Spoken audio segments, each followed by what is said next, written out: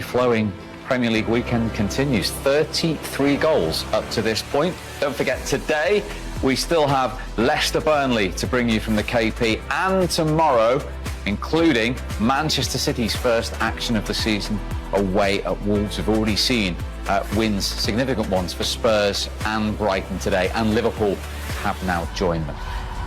Very, very early days, but supporters love glancing at the league table, don't they? Particularly ones on Merseyside, I would suggest at the moment, because Everton are top on goal difference, 2 wins out of 2, the same for the former Everton man, Mikel Arteta at Arsenal. Liverpool have joined them, and Crystal Palace as well, of course, after Roy Hodgson's win at Old Trafford. Leicester have the opportunity to also make it 6 out of 6, as I say, to take on Burnley shortly. Still teams yet to play. Villa, Burnley up next, and City. West Brom, no points in 2 games. Southampton, Fulham and West Ham, all the same. Sadio, you were very much the main man today, involved in everything positive for Liverpool. Did it feel like that for you? Well, obviously, I think it was a tough game. To be honest, it was a tough game, especially the first half.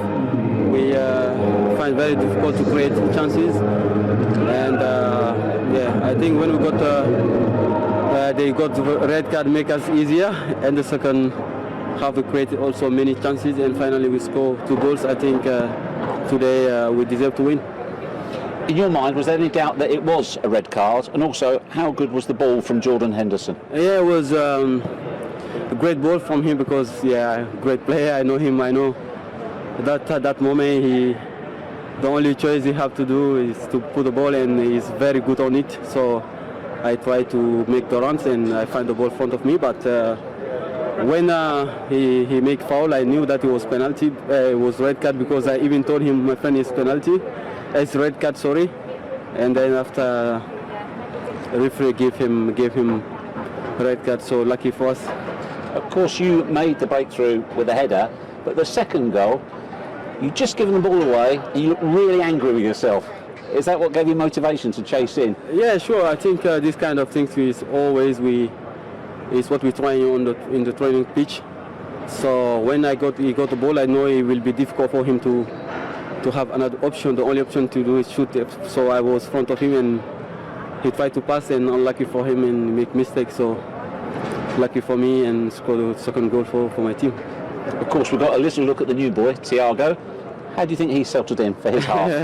I think not only me, all the world know how he's capable to do. He's one of the best players in the world, so we are lucky to have Thiago in our team, and I think today he showed that he's a great player. Great stuff. Well done today. Thank you, guys. Thank you. Facility didn't want to talk about the goalkeeper, understandably. You have Ben Chilwell and Thiago Silva eventually to come into that back four as well. Yeah, and I'll touch on Alonso with the first goal. I don't think that happens if Ben Chilwell's there. Alonso's, I think, a fantastic footballer, but he's not. The way he plays football when he's got the ball is super calm and collective and casual with it. And I think that's the way he defends. You have to defend with a lot more intensity, which I think Ben will bring to you. So, I think those 2 guys are certainly going to shore things up at the back, and I think that's been Chelsea's biggest problem, because we all know how good they are going forward. As long as they can get that consistency with the back 5, then I think that's when they can start pushing forward and increasing their league tally. OK, Chelsea next in action away at bottom of the table, West Brom at the moment. Liverpool, of course, face Arsenal on the back of 2 wins out of 2. Here's their manager, Jurgen Klopp. Jurgen, an excellent result and scoreline. What are your thoughts on what brought it about? Super game, to be honest. OK, first half no goals, but really good game from both teams. I thought we could see the idea of both teams, what they want to do, how we want to build up, how we want to develop the game, face by face, and all these kind of things. So I liked our game a lot. It's really tricky. Chelsea is a top side. It's a top side. Maybe not tuned 100% offensively. That's clear, because when in these decisive positions, Havertz and Werner are on a pitch that might take some time. But even that, looked really good. They changed a bit, brought Kai in the center, and so had the runners in behind, Mason around, and all these kind of things that was really good. And we couldn't prepare for that, obviously, so we had to learn it in the game pretty much. We did well. Our own football I liked, really good situations, passed through the lines and through the organization. That was all good, but we didn't score. And then last situation before half-time, red card. And so, yeah, second half was then a different game. Challenging for concentration and stuff like this, because we're all human beings, and that's how it is. Sometimes I think, I told the boys, the mistake which happened most often in football history is probably that people judge a situation like this in the wrong way. So, and we didn't. We just kept the ball rolling, let them run, and then we scored the goals, nice goals. Yeah, conceded a penalty. I'm sure it was one, but it was one because he was allowed to shoot, and Ali saved it, and so all good. Everybody was involved. Everybody had a real hand in this result. In particular, what would you say about Fabinho's play? A couple of times one-on-one when Werner was looking dangerous. Oh yes, go on. Timo is a top player, and with space, there's no real football tactic which can defend him when he has the ball. But Fabinho obviously is a pretty good challenger, pretty good in 1-1 situation, did outstandingly well. So we knew that he can play the position, and obviously today enjoyed it a lot, and so it was good, really good performance. If Sadio doesn't score two goals, I think man of the match contender would have been Fabio. Yeah, that's another positive for him as well. They won the first 8 league games of last season. They're up and running with 2 wins out of 2. And as you rightly say, as the champions, that's a very solid start, isn't it? Everyone's looking at you. And if you slip up straight away, then you get questions. People start, pointing the finger, and all of a sudden you start questioning yourself. 3 points now is just as important as 3 points in 3 months, in 5 months. You can't emphasise enough. Going away to Chelsea, that is a huge win at any point of the season. And this is Chelsea are going to be one of the top teams this season, no question about that. Forget about today. They're going to be in the top 4, I'm pretty sure of that. And to win away from home against one of your title challengers is a huge marker to put in the sand. Against Liverpool with 10 men is very difficult. The red card was all important. Yeah. I think certainly for chances, the first half was very even. They probably had some more ball than us, but we looked really dangerous on the break a couple of times. Red card completely changes the face of the game. It changes the talk that I have to do at half-time, makes me have to go into a reshuffle, and against a team of such quality, it's always going to be difficult. Always going to be difficult with second half with 10 men. Any complaints about the decision? Obviously VAR took a part in it.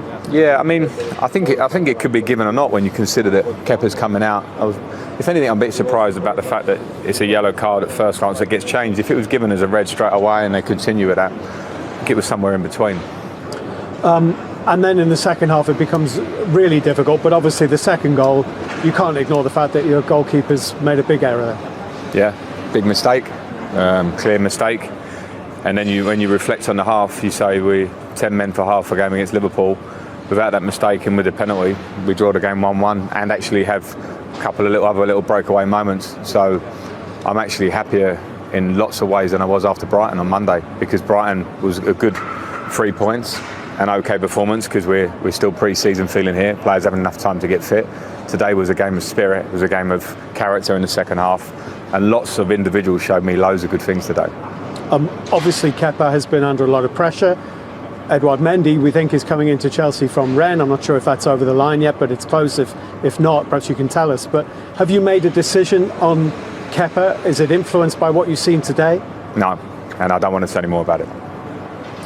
Can I ask you, in terms of taking on Liverpool here, and in that first half, were they pushing you back, or was it a tactical thing? We want to try and soak this up and hit on the break? I thought we could get higher up the pitch. I felt we would have done in the second half with 11, because I felt some of our confidence on the ball and the way we moved the ball wasn't quite there as it should be. Maybe it's because it's early days. The players haven't been together that much at all. Liverpool have had more time, and they're a team that's been built for a long time as well. So I was concerned about how we would defend our box when you had the threat of Mane and Salah. First half, I thought we were brilliant at doing it, and then we had a little moment. So I was feeling second half we would get higher at the pitch, we could control it more, we would get more chances against their line.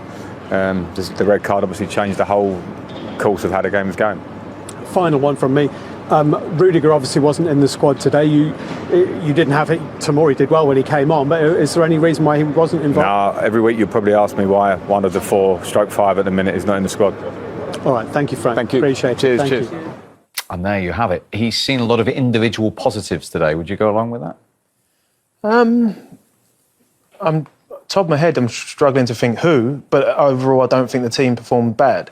I think he's right in terms of saying, obviously the red card, of course, it changed the game. But if you take away the goalkeeper's error, and Jorginho normally puts away his penalties, it does change the context of the game. And as I touched on, 10 men against Liverpool is very, very tough. And I think they carved out probably 2 or 3 good chances in the second half. So I can see why he sounds a bit positive.